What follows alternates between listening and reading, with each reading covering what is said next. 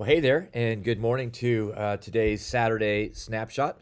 Just kind of a recap. First of all, I hope you're having a great day. Feed the Hungry is on campus, and is doing a great job making sure that they're meeting the needs in our community. But just want you to remember that they too are facing a huge challenge, just like a lot of our food banks, a lot of those organizations that are trying to feed those who are under resourced. And so remember Cross Ministries, Feed the Hungry, the Food Bank, be in prayer that the food resources, the finances will come available for them to be able to do the good works that they are doing for our community.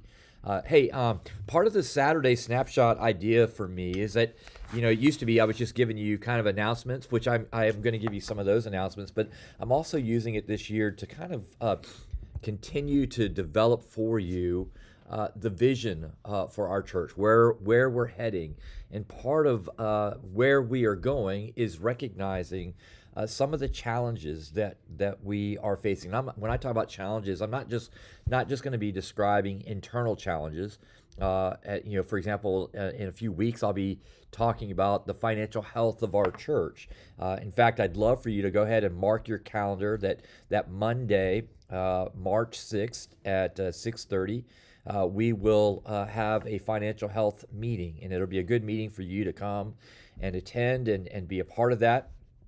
Just so that you know, and when I talk about financial health, really what I'm describing is how we intend to have impact in our community, and to have impact, we've got to have financial resources to do that.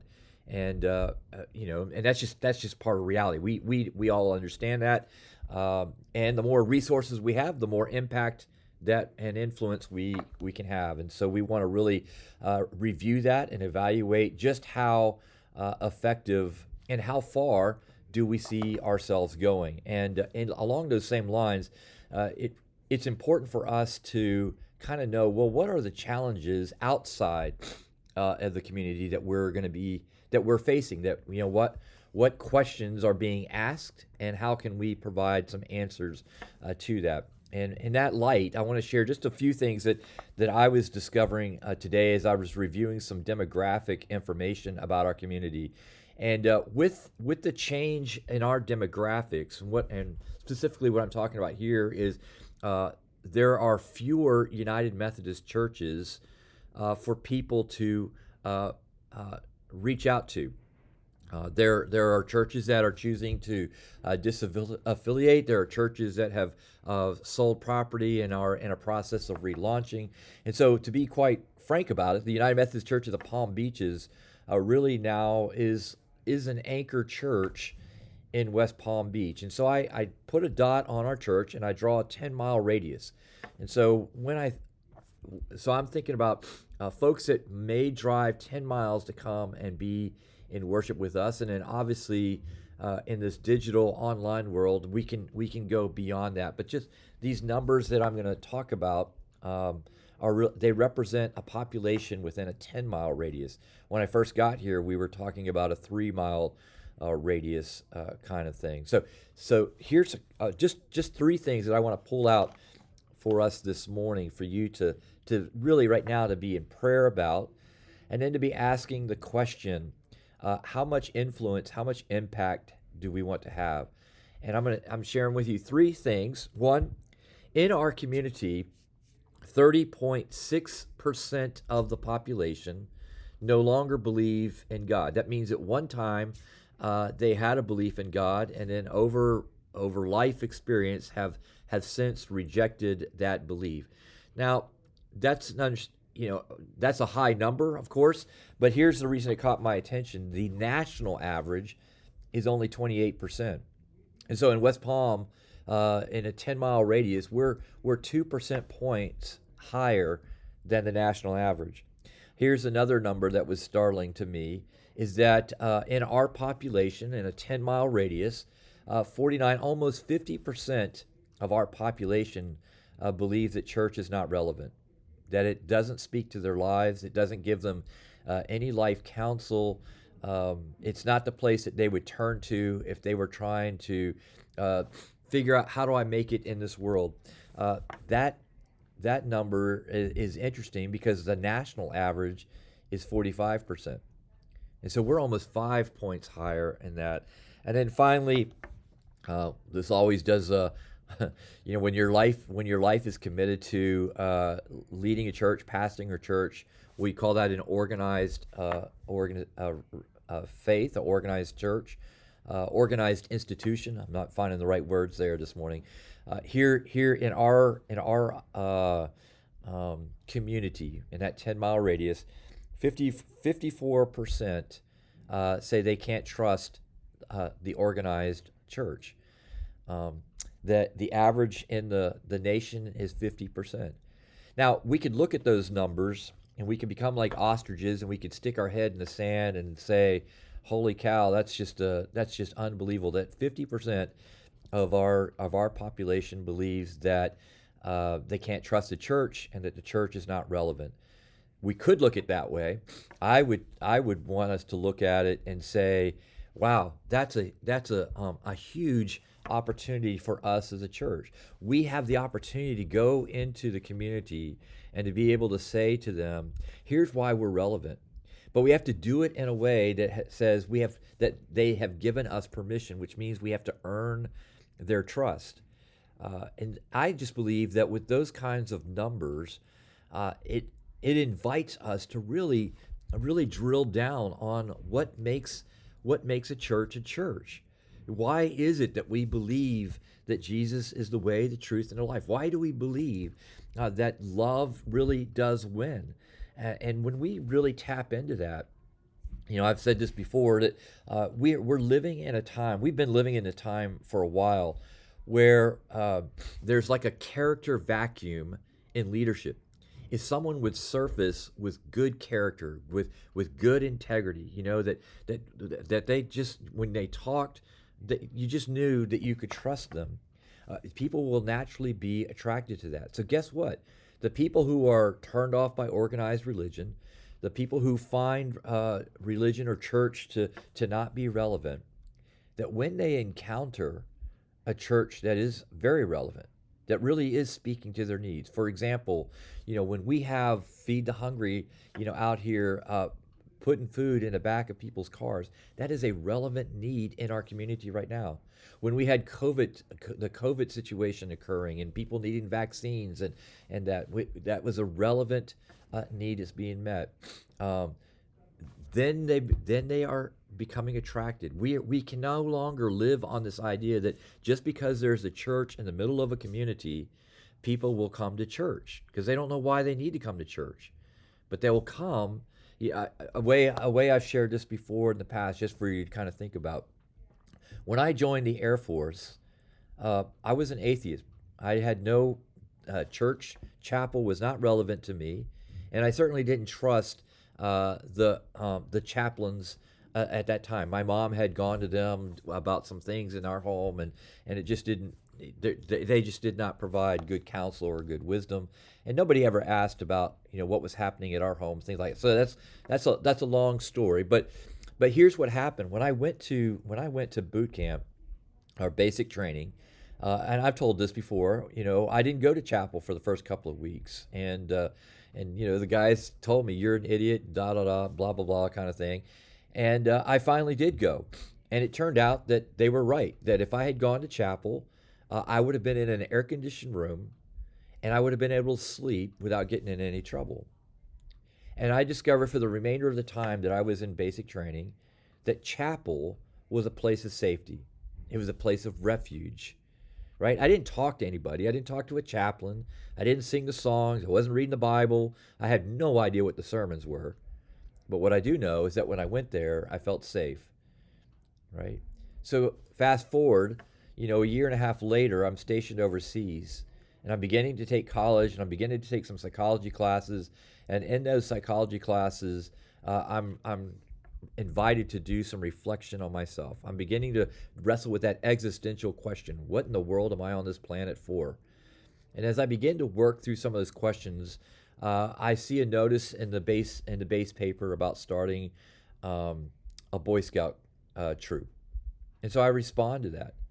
And in that process, I meet a gentleman who I had met one day when I was out in the field. And we entered into this relationship, this friendship with one another. And along the way, as I began to confide in him, discovering that he was a Christian that attended the base chapel, he invited me to go and talk to the chaplain. All of those things, I was more open to go and talk to the chaplain because I had first experienced the chapel as a place of safety and refuge. Second, I saw it actually lived out in a person who claimed to be a Christian. And I was willing to go and explore.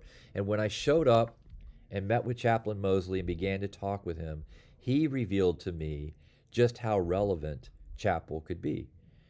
So that was the process for me. That is the process that I believe still exists today, that when people come on our campus, whether they come on a Monday or they come on a Sunday, it's important that they experience us as safe and as a sanctuary. But then when they come in on to receive our teaching, to be a part of our programs, then I want them to experience something that's relevant. And so for us, while those numbers could be depressing, they ought to be exciting for us because it means the harvest is great. There are lots of people out there that we get the privilege of trying to persuade that church is a safe place and it offers relevant teaching.